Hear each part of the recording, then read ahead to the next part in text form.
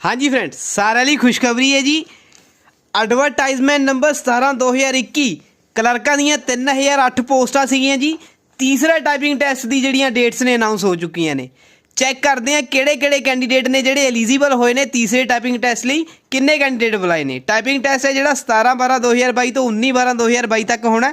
सब तो पहला जानकारी तुहानूं मिले इसलिए चैनल ਨੂੰ सबसक्राइब करके बैल आइकन प्रेस कर दिओ ते वीडियो ਨੂੰ ਹੁਣ शेयर करना तो बनता ही है।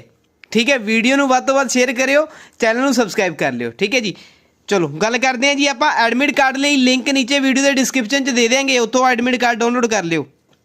चैक करते हैं जी टोटल किन्ने कैंडीडेट ने जिहड़े बुलाए गए ने।